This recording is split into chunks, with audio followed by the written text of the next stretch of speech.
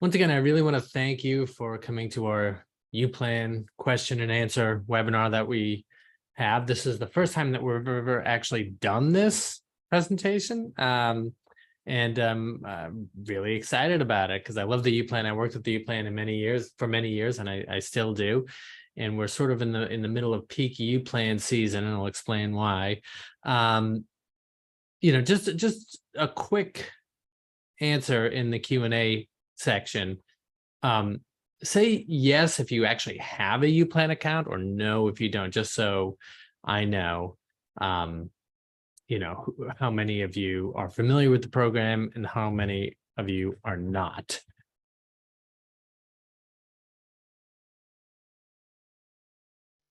Okay, all right, so we got everybody who's answered so far. Okay, most people who have answered have a U-Plan. Some people don't. Some people have a U-Fund, a Fidelity plan, which is great because I know that I knew we were going to have questions about the 529 plan because we always do. The plan's very similar and they sound alike. So before I get started, actually, I am going to share my screen really briefly just to introduce myself. And I apologize for the clumsy way I'm going to do this, because I have not really ever figured out how to do this in a good way. But my name is Jonathan Hughes. I am the Associate Director of College Planning and Content Creation at MEFA. I've worked at MEFA for over 20 years, and a lot of that time I've spent specifically working with the U-Plan as part of my job. So, for all of you who don't have a U-Plan and you're curious about it, maybe confused about it, I was confused about it for the first few years that I worked at MEFA. I didn't really want to know much about it because it seemed confusing to me. And once I got to know the program, I really, really liked it. And we worked internally with all the accounts at that time. So when people called up with their U-Plan questions, they were speaking to me on the phone or one of my colleagues, and we could see their accounts. So I'm pretty familiar with the program.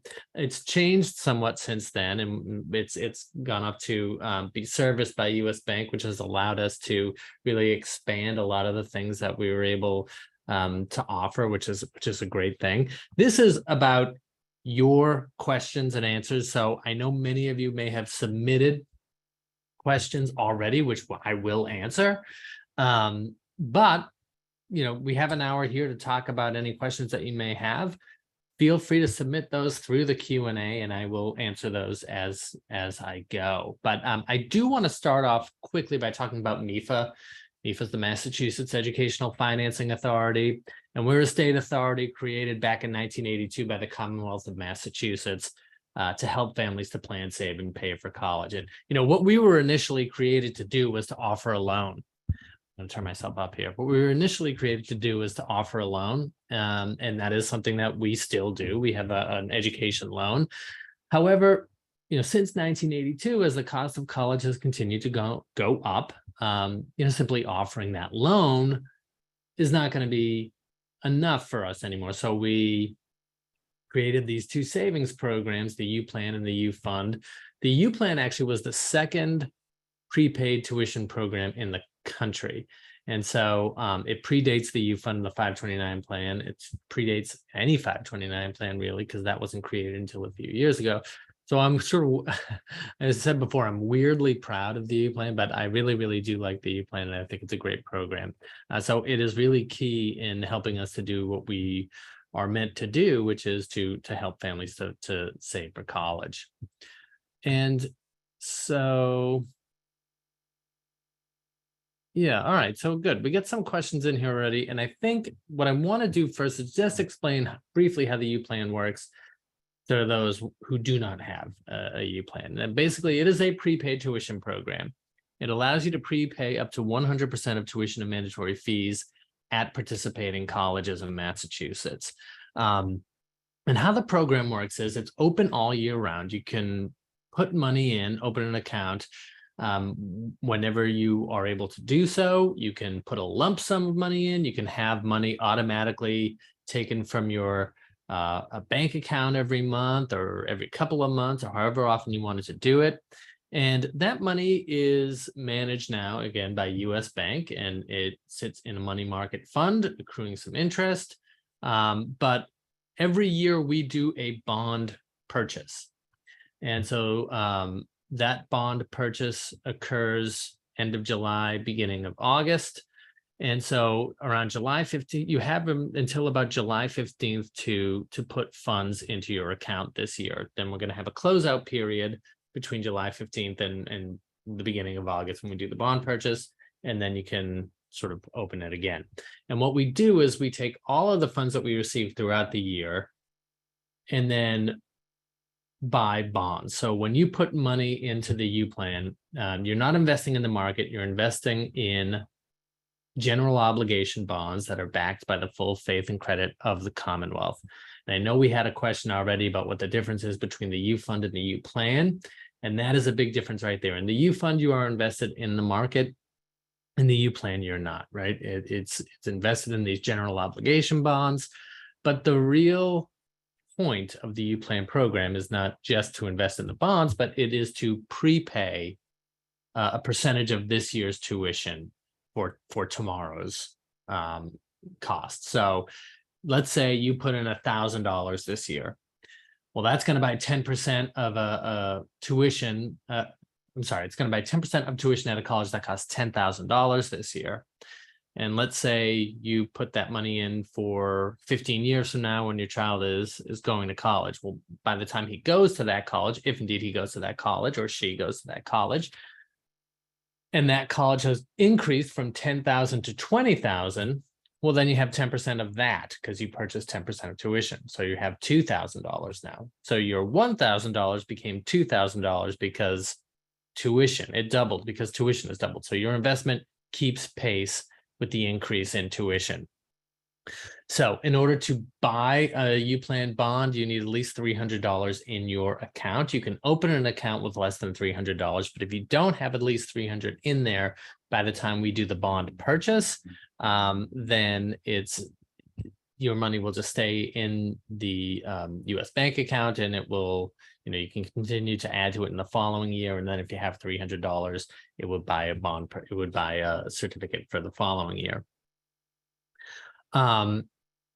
So the question always becomes, and somebody's already asked it already, right? What happens if a child ends up not going to a participating college or university? And what happens in that case, you have a few different options. And this is just a visual sort of representation here of you putting in a certain amount of money. Let's say it's $1,000. That's going to buy 20% of tuition and fees at a college that costs $5,000, or 10% at a college that costs $10,000, or 4% at a college that costs $25,000. You don't pick the college when you invest. That comes later, and we'll get to that. So if the child ends up not attending a participating college or university in the program, you have a couple of options. You can transfer those funds over to another beneficiary within the family, or you can hold on to them for up to 6 years in case you think the student might change their mind and attend one of those colleges, or you can cash out and get what you put in plus the interest. And so your bond interest accrues at CPI. That gets assessed every August. And what that is depends on the year. And so when you cash out those funds, when they mature, you get what you put in plus that CPI interest back. So I think that's important to note. Somebody wants to know, I have a Fidelity 529 for my daughter. Do you suggest I roll it into a U-Fund? Can that even be done? U-Plan, I think is what you meant, but we can't accept rollovers into the U-Plan. So that would not be done. And I'm not an advisor in that way, so I wouldn't really suggest that you do that per se. But let me actually, there's a couple of questions already about the difference between a U-Fund and a U-Plan. So I can go right to that. I just want to show you a list here of participating U-Plan colleges and universities. Somebody else had a question that they had sent in about, what happens if they don't go to a public college, but go to a private college? And that's a popular misconception. You can see there were about 70 participating programs in the U-Plan, colleges in the U-Plan. They're all in Massachusetts, so they're to be used at a college in Massachusetts that participates. But it's not just public colleges or universities. There's private colleges there as well. And so I'm going to leave this up here a little bit. The list of colleges has stayed fairly static throughout the years. Again, I've been working with the U-Plan since about 2004, and I haven't seen much change. There have been a few colleges that have left the program, and they did not leave the program because they don't like the program. They've closed as colleges, or they've merged with other colleges, or one or two colleges have become for-profit colleges, in which case we are not able to continue on. If a college decides to leave the program, they are contractually obligated by signing the U-Plan agreement with MEFA to honor the certificates that were purchased when they were part of the program. Also, if a new college comes into the program, they would be obligated to honor the certificates that have been purchased in the past since the inception of the program. So I know that somebody had that question as well. So that's what would happen in that event. So I want to get to the U Fund investment plan. So how the U Fund works, this is a 529 plan, and a 529 plan works in a fundamentally different way than the prepaid tuition program. The way the U Fund works is you would open up a U Fund account, put your money into the U Fund account. Your investment would be managed by Fidelity. It would be invested in the market, and Fidelity Investments handles the investment for us, and they service the accounts. So when you call up to get information about your U Fund, you would be calling Fidelity. When you call up to get information on your U Plan, you would be talking to a U.S. bank who services those accounts.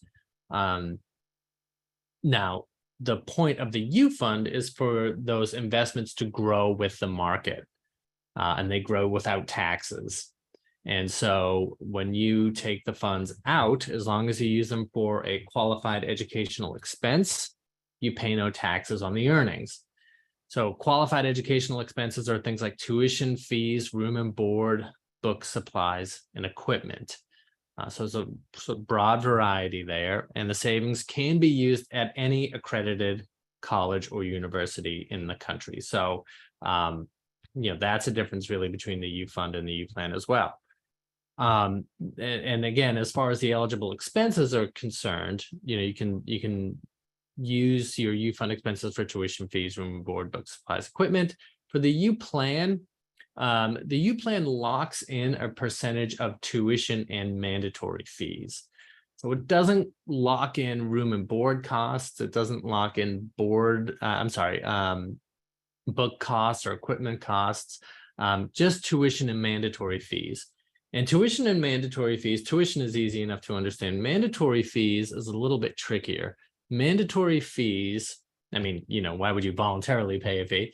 But essentially, it's fees that every student has to pay at that college, regardless of whether or not they live on campus, what their year is. So things like freshman orientation fees and things like that, those are not covered by the U Plan. Lab fees. So we get a tuition figure from the college and a mandatory fee figure from the college, and that is what we base our calculations on. And they don't actually break out what is involved in the mandatory fees. Mostly, particularly at private colleges, it's very tuition heavy. Sometimes at some of the public universities, tuition is very low or comparatively low, and the mandatory fee number is higher. So it really depends on the college. But the U Plan locks in tuition and mandatory fees. And the U fund can be used for other things.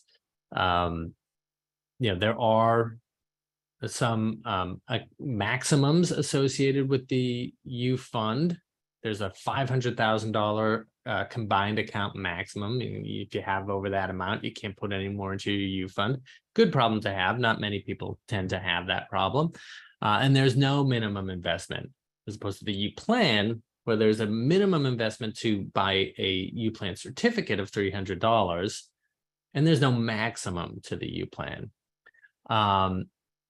If you, and you have to choose an investment option, of course, and you're invested in the market with Fidelity, whereas the U-Plan, you're not. It's invested in general obligation bonds.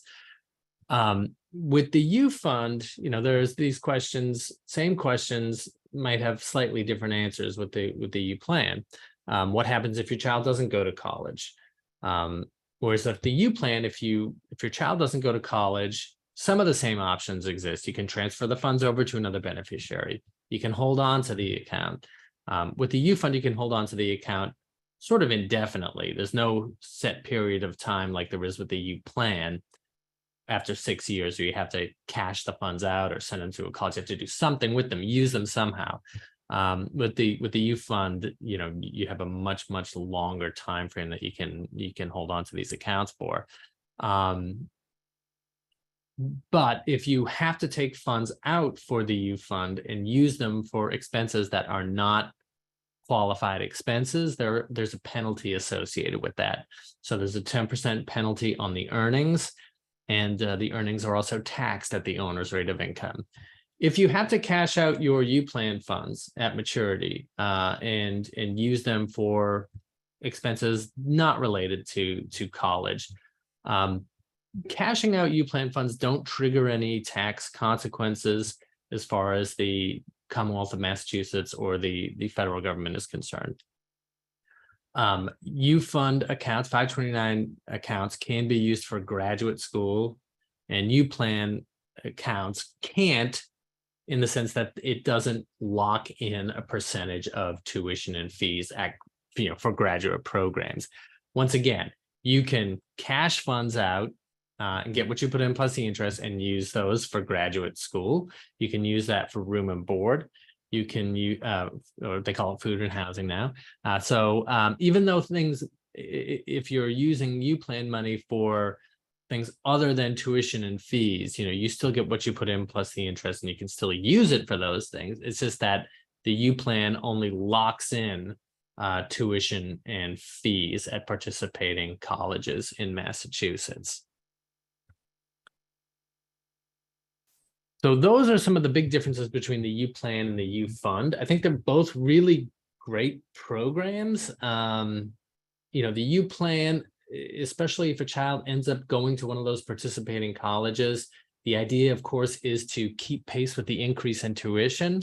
And over 20 plus years that I've been working with the U-Plan, we've seen tuition go up quite a bit at participating colleges and universities. So if you have a child, especially if you've opened that account early enough and they end up going to one of those colleges, you can see really good return on that investment. And you can do both. You can do the U-Fund and the U-Plan, and use the U-Plan to lock in your tuition, and use the U-Fund for food and housing expenses or living expenses or books and supplies. So somebody has the question of how does the U-Plan impact FAFSA? I'm going to stop sharing here for just a moment. How does the U-Plan impact FAFSA? Does the U-Plan count towards the family contribution? The U-Plan does count towards the expected family contribution if the parent is the owner of the U-Plan. That is, the U-Plan would be considered a parent asset. So let me back up here before I go into that and give you sort of brief, anybody who's not aware of these sort of financial aid terms, I'll sort of go back and try to give you a high level of all this. When you're filing out your financial aid forms, like the FAFSA, which is the free application for federal student aid, you're going to send that to every college that you're applying to. Some colleges also want additional forms. But they're going to look at things, they're going to look at your finances, and the main categories that your finances will be sort of be slotted into are student income, student assets, parent income, and parent assets. So for students, their income and assets, they're kind of looked at heavier than the parents, but students tend to not have income or assets. And if they do have income, they have a little bit of income, and it's probably protected through the FAFSA, because the FAFSA protects the first almost $7,000 of student income. So it's very unlikely that students are going to have the income to affect things or assets. So mainly they're looking at the parents' financial information. And what they do with this financial information is they put it through a formula, and they come up with a number based on your income, what you make, and what you have. And that number is called, for now, the expected family contribution. That's going to change to a different term in a few months, but that's what it's called. It's the calculated amount that the formula sort of feels that the family has the ability to pay for a year. So they arrive at that number through your income and your assets. But within that, income is taken at a much heavier percentage than your assets. So, and a U plan is considered, if the parent owns it, it is an asset of the parent.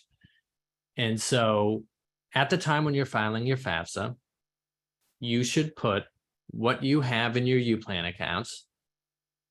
That is the amount that you put in plus the interest, not the value of the percentage of tuition, because not going to know that yet, but just what you put in plus the interest. And they're going to take that as part of your overall assets. So it will impact your financial aid eligibility the same as any other assets would.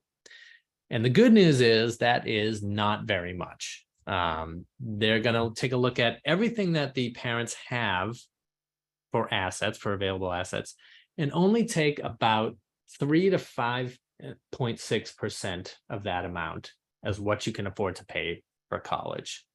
So they're going to take so let's say you have $10,000 in your U plan account. They're going to expect you within the formula to use $560 of that to pay for college. So that's how much that would increase your expected contribution. Whereas income, they'll take anywhere from 0 to 47% of your adjusted gross income for the year as to what you can pay for college. So that is if the parent is the owner. So it affects it just like any other asset, which is not terribly much. And then, of course, if the owner is somebody other than the parent, it wouldn't be really looked at all in terms of financial aid. Back to the question of a student deciding to go to a non-participating college and the money is returned using CPI interest. If the money is used to attend the alternative college, does this decision allow to avoid the taxable event? So I want to be clear about this. If you cash out and get what you put in plus the interest for the U plan, that does not trigger any tax paperwork. And I will say, as they always want us to say, and they should, we are not tax professionals. You should consult your tax preparer for any tax questions, but cashing the funds out or sending them to a college doesn't carry tax consequences. So that's for the state of Massachusetts and the federal government. If you live in a state other than Massachusetts, check with your state may have different laws, and you should check with your preparer. But just simply cashing out funds from your U plan upon maturity does not trigger tax paperwork. There are 2 tax forms that are associated with the U plan.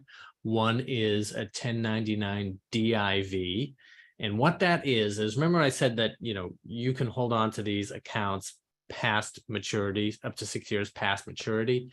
It's fine to do that. At that point, when the accounts reach maturity, they still continue to accrue interest at a money market rate. So it's not CPI anymore. You start to earn post-maturity interest. So any post-maturity interest over $10 that accrues within a year needs to be disclosed to you in a 1099 DIV. So that is a tax form that is associated with the U-Plan, but it's got nothing to do with actually using the funds, and whether or not it actually affects your taxes is going to be dependent upon your own particular situation. You should consult your preparer with that. The other one is a new one this year. It's a 1099 OID, original issue discount, and that is to measure increase in value in investments. That has been sent out. Again, consult your preparer about that, although it should be noted that within the OID itself, the increase in value is listed as tax exempt OID. If you withdraw from or cash out funds from the U-Plan, do you pay any tax penalties? So I addressed that sort of, but I do want to talk about this aspect. Everything I've been talking about with taking money out of the U-Plan, and you may have noticed I've always said at maturity. So let me go back a little bit. If you don't have a U-Plan yet, this will be helpful to you. When you put money into the U-Plan, as I said before, you don't pick the college. What you do pick, the only things that you have to designate when you're starting a U-Plan, who's going to be the owner of the account. So who's going to be the adult in charge of the account, who the student is, how much you're putting in, how often you're putting it in. And the big decision you have to make really is what year or years do you want this money to mature in? So you should pick one or more years that the child will be enrolled in college, or that you anticipate that the child will be enrolled in college. So your money is invested in a bond, and your maturity year is when that bond becomes liquid, when it becomes cash. So you should not assume that you should be able to get money out of the U-Plan until that maturity year approaches. And your accounts mature August 1st of a maturity year. So if you have picked 2035 for a maturity year, that's going to be for the school year starting in August of 2035, and your bond would mature August 1st. And so that's when you'd be able to use that money. If you need the money earlier than that, you can submit a request to have an early withdrawal done. And we can see if we are able to do that. We do give sort of first preference to hardships, but it's not guaranteed that you'll be able to get your funds out. We'll do the best that we can. Basically, you shouldn't assume that you'll be able to get your funds out before they mature. But if you do get those funds early before maturity, there's no penalty associated with that. You still get what you put in, plus the interest that is accrued up to that point. You just wouldn't get, you'd be missing out on the interest that accrues after it, but you would get what you put in plus the interest still. So somebody has a question about the youth fund, I believe. They said, if the $500,000 maximum for contributions of the full balance, would it continue to earn past $500,000? Again, I want to be clear that $500,000 maximum is not for the U-Plan, it's for the youth fund. It would still continue to earn, you just wouldn't be able to put funds into that. Somebody wants to know if you can use a 529 for a car if you're commuting to college. No, you can't. Transportation costs are not included within the eligible expenses list. Let me see here. Somebody wants to know, they just got married. They have to somebody with 2 kids in college. Will their income be included in the financial aid formula? Yes, it would actually. Your income and assets would be included in the 529 formula. Your 529 plan, they would expect you to list that. I would follow up with the colleges directly and let them know that this is the situation, and that you have a pre-existing 529 plan already used for another child, and hopefully they will be able to make some adjustments for that. But that's what they will expect you to list. Somebody has a great question here. If we contributed to the wrong year, senior year of high school, how do we apply the contributions to a subsequent year, and do you still receive a tuition discount? So this is probably the most common error that occurs from people. It's really hard to figure out, especially if your child's not started school yet, what year they're going to be beginning college. Town by town, things change as far as birthdays and when kids can start school. So if you find as you approach that you have purchased a year that is incorrect, let's say it's, in this case, it's a year early, there's a couple of things you can do. Again, you can transfer certificates over to other children. So if the ages work out that way, you can do that. If it's early, like it is in this case, you can hold on to these certificates for, as I said, for up to 6 years after maturity. So let's say you're, as in this case, the first certificate matured in the senior year of high school, we can just wait on that and use it in the following year. And what you get, if they cash out, again, you would get what you put in plus the interest, plus the post-maturity interest that would have accrued. If they're attending a participating college, and you can use the funds that way, which, to be clear, sending the funds to a college is almost always worth more than cashing out. Almost. You would get the percentage, you would get the value of the percentage of tuition of the maturity year. So if you were to use the funds that matured in the year prior, let's say, you put in $1,000, that's worth 10% of tuition. College is now $20,000. You get your $2,000 and you hold on to it for a year. Well, the following year, it's still going to be worth the $2,000 at the college.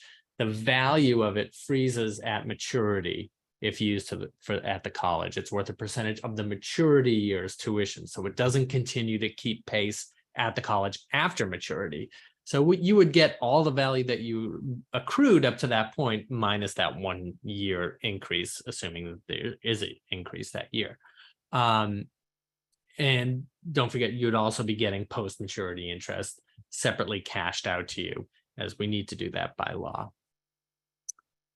And then also if neither of those things are true and it's way off and there's no other options, you can request a maturity year change. And so, that's a form that you can log on to your account online and request a maturity year change, print off the paperwork, send it in to us. We have limited capability to change maturity years because you put money in, it purchased the bond with the maturity year, so we can't change the actual maturity year after purchase. What we would need to do is see if MEFA owns a supply of bonds, and if we had one that we could swap that matched your purchase year and the year that you want to contribute, the year that you want to change this one to, we'll swap that, but we may not. And our bond supply fluctuates monthly. And, if we're not able to accommodate that request, we'll hold it on file. We'll continue to check back. I always tell people it's not guaranteed that we'll be able to do it. You can request it. And if we are able to do it, there's really no way to know how long it's going to take us to do that. So, we'll try the best we can. We may or may not be able to change the maturity year. What is the minimum holding term for a U-Plan certificate or earliest maturity year? Yeah, that is a really good question. Okay. So remember when I said when you're putting funds in, you have to pick a year or years that you want the certificate to mature in. If you were to go and do this now, what you would see is your first year available would be 2028. There's a 5-year minimum between when you put money in and when it can mature in a certificate. So that not only applies to opening up a U-Plan account, but contributing as well. So if you have, if you're a child who's going to start college, you think in 2035, you can contribute to that this year. You can contribute to it next year. You can contribute to it all the way through up until 2030. And at the next maturity, the next purchase year, 2031, you would see that your first year that you can choose from is actually 2036. So, you can contribute to these accounts up until about the child's junior year or so in high school. No one's going to stop you from putting the funds in. It's just that, after a certain point, you're going to start to, the students' college dates will start to fall within that 5-year window, and you won't be able to lock in tuition for 1 year next, or 2 year next, or 3 years on. So when setting up a U-Plan, can you set up one for each dependent? Yes, you can do that. So when you go on to the website, now why don't I show you the website here, actually? So I want to show you how you can go on and create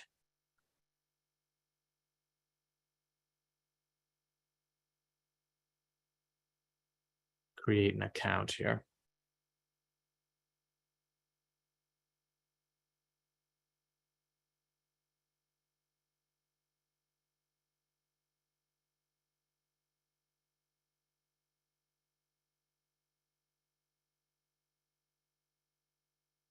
So you can go to MEFA, you can go to Start to Save, go down to U.Plan Prepaid Tuition Program, and it's right there. Just put in your name.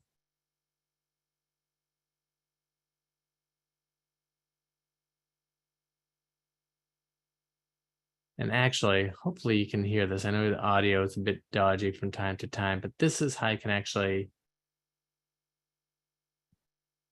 go ahead and get started here. So, yeah. You create a username and password. Well, there I am.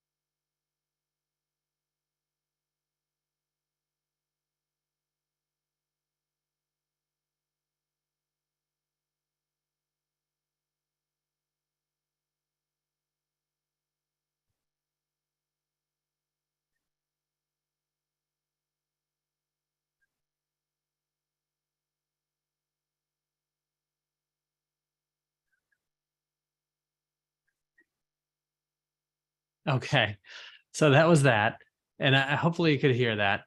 But that's how I just kind of wanted to show you how easy it is to save in the U-Plan and to open up an account. Let me get back to some of the questions here. How much interest do people usually get on the CPI? So it really varies. It gets assessed every August, gets added to the account every August 1st. And now, of course, as inflation is really high, it's much higher than it typically has been. So in years past, my answer to what's the CPI is usually it's somewhere between 1% and 3%. And it was 9% last year, so it's been quite high. And just to answer a question that was asked by one of the registrants, what happens if the cost of college goes down, or if it doesn't go up high enough past the CPI? If which it does happen, it has happened at certain colleges at certain points. If funds are worth more cashed out to you than sent to a college, the system will automatically cash them out to you. We can't do anything else than that. Would not allow us to process a distribution to the college when it was worth more as a cash out. So if I have a daughter finishing up 8th grade, it will be too late to open up a savings account for a U-Plan account for her freshman year of college. It depends if she's entering in, and I'm not great with numbers, so I apologize. It may be. I mean, if she's attending in August or in the fall of 2027, then it would be too late to purchase for that year. You can still purchase for later years, but yeah. And someone wants to know also if they can change their target date as the child approaches college. Yes, once you set up your maturity years, you don't have to stick with those maturity years every year. If you want to put more in another year, if you wanted to, if you realize you made a mistake and you wanted to put money in later, you can do that too. You're not stuck in that same percentage in those same years every year. Let me see if I missed. Okay.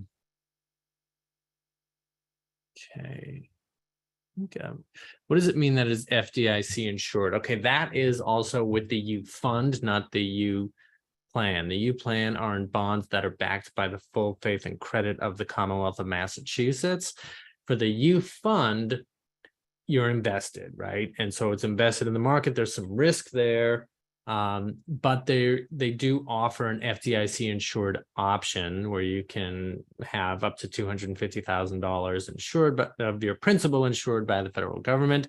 So that if the market does go down, your principal is safeguarded. The flip side to that is when the market is doing well, it might not accrue as much interest as as much value as other investments. If you do have investment questions related to the U fund, you should speak with Fidelity Investments, who handles that. Let me see here.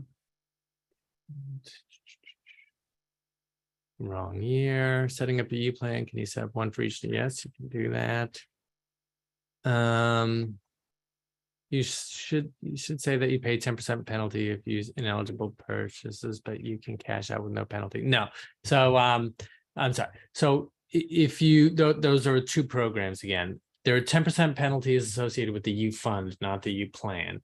The U plan you can cash out with no penalty. The U and use it for whatever whatever you like essentially. For the U fund, if you use the funds for anything other than tuition fees, food and housing, books, supplies, and equipment at participating colleges, or any sort of other institutions, there is a penalty associated, 10% penalty on the earnings, and then the earnings are also taxed at your rate of income. Now, I'll mention this as well. For the U fund, the 529 plan, there's been some expansion of eligible expenses. That includes $10,000 annually on K through 12 tuition, $10,000 for apprenticeship costs, and one-time $10,000 payment on student loans. Also, for the U fund, I said you can use these at the U fund, you can use at any accredited college or university in the country. even some international colleges that they're set up to take U.S. federal funds for the, and also it doesn't have to be for college specifically. It can be career training, vocational program training, as long as the institution itself is set up to take U.S. federal funding. For the U-Plan, again, it's locking in tuition and fees at this network of Massachusetts colleges. Anything other than that, you can always cash out, get what you put in plus the interest, and you can use without penalty however you like. But the U-Plan only locks in tuition and fees for undergraduate education at these particular 70 or so Massachusetts colleges or universities.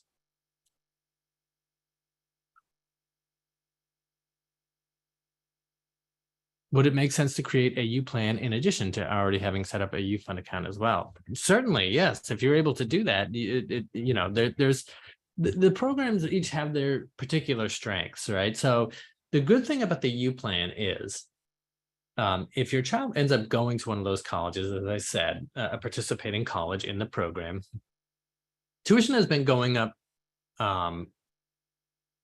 over the years at a rate that has greatly outpaced inflation. This year is, and you know, the past year or so, and this have been high inflation, you know, historically sort of high inflation. So I don't know if that's the case. And each college will have their own increases year by year. Some go up a lot, some go up a little, some, you know, have years where they are very similar and might take a leap one year, but on average, you know, over years and years, it's been a good bet that your U-Plan certificate is going to be worth more at a participating college than it would be cashed out and getting what you put in plus the interest. Even still, if they end up not using it in that way, you still get what you put in plus the interest. Which you can cash out without penalty, federally or from the Commonwealth of Massachusetts.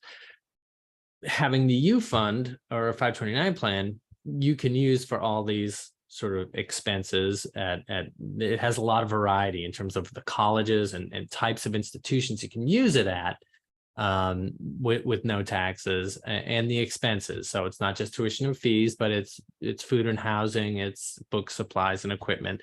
So they can complement each other very well. So it certainly would if you're able to do that. Can you use any excess of U-Plan for graduate school? No, you can't use the U-Plan for graduate school unless you're going to use it in that way where you cash out and get what you put in plus the interest back. So it doesn't lock in tuition and fees at graduate programs. Again, you can transfer the beneficiary over to another child. So if you have leftover funds from an older sibling, you can transfer that over to a younger sibling. Now, when you transfer certificates, or even accounts, nothing about the certificates actually change except for the beneficiary. So it still has the same purchase year, still has the same maturity year. It is always going to be worth at the college what it was worth in its maturity year. But it still, you know, retains the value up to that point. So it's still probably going to be a good idea to transfer that over to beneficiary, even if you miss a few years of increased tuition there. So if you have a child who had a 2031 maturity year and it was worth you know, a good amount of money at a college, and you transfer that over to a younger child who's not going to use it until 2029, it's going to be worth what it was worth. I'm sorry, other way. He's not going to use it until 2033. So 2 years later, it's still going to be worth what it was worth in 2031. So it's not going to gain in value at the school, but it's still going to retain that value of 2031. So it's still probably going to be a good idea to do that. And then again, there's interest accruing after maturity that you're going to get as well.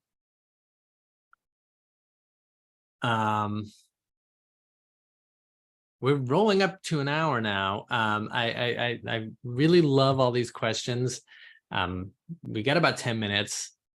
Hopefully I've answered your question. Let me actually just tell you how it works when you're ready to use the funds, because I think I've gone over setting up the accounts and having and how the value accrues. When you have accounts that are maturing, so let's say, again, you have a 2030 maturity year, and you're going to use, because your son is or daughter is going to go to college. I'm sorry, I keep saying son because I have a son, but when your son or daughter is going to college in 2030, let's say they're going in August of 2030, your account matures August 1st. So a few months prior to that, around March or so, we're going to notify you that you have accounts that are maturing. And you can either go on to the website, access your account online, or you can call us up and tell us, I want to send these funds to a college. And we would let the college know in a pre-disbursement roster around July that the student has U-Plan funds and the amount that is estimated to go. And then you would tell us the college, and we would send the funds to them in the first Friday in August. If you're cashing out, again, we wouldn't get in touch with the college. You just let us know that you want to cash out, and we would send those funds to you after the 1st of August as well. Any other questions coming through? Yeah, I can send a copy of the PowerPoint slides. Let me see if there's any questions that were asked ahead of time that I didn't address.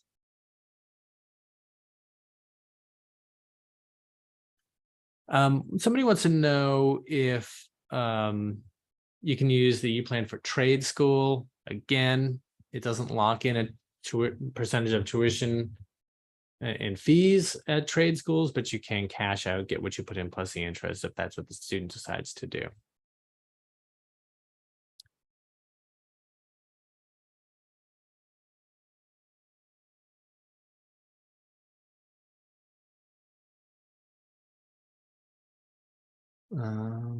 Do you only open an account online or at a U.S. bank? Oh, it's basically, you wouldn't go to a U.S. bank. It's a online process, or you can download a paper form from the website and fill it out and send it in.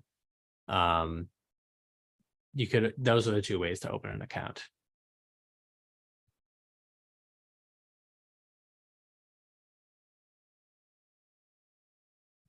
Take a look here. See if there's anything else. Oh, one thing I did want to mention as well, and that is there are tax deductions that you can claim for your contributions into the U-Plan or the U-Fund, actually, on your Massachusetts state income taxes.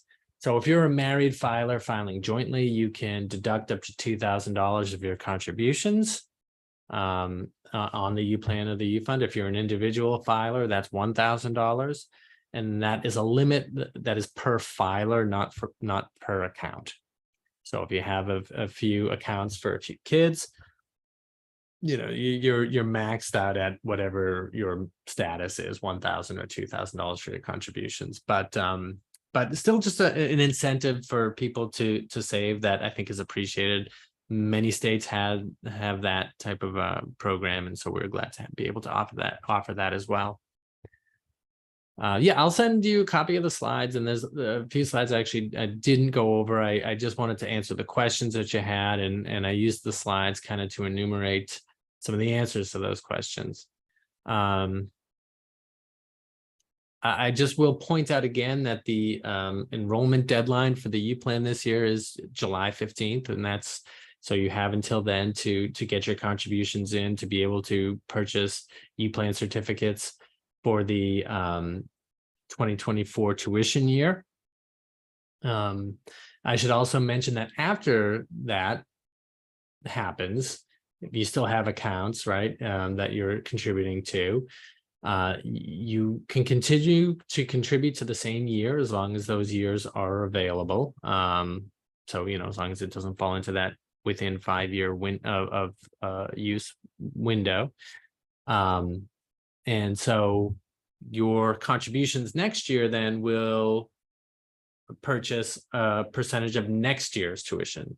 So if you, let's say, pick 2030 as your maturity year, again, we'll use that as an example. And again, as an example, you put in $1,000, That buys 10% at a college that costs $10,000 this year. If you put in 1,000 next year, let's assume tuition's gone up a little bit at that college next year. Probably going to buy a little bit less than 10%, right? It'll probably be somewhere around 9.5%. If that's the case, that just gets added to your total. So let's say, again, to make the math easy for me, let's say it's all for the freshman year. So you bought 10% of your child's freshman year this year. Next year, if you buy 9.5% with the same amount, that's going to be added to your 10%. So you have 19.5% of your child's freshman year paid for. So that's how that works. But again, you can put in more than 1 year at a time. So you can put in up to 4 years or more, and sort of as you saw in the video, just sort of make sure your total totals up to 100%. So of your investment there, spread out among the years. So I think that's probably all of the questions that are going to come in. I do thank you for your questions, and I thank you for your time. And if you have any further questions, let me just put this up here.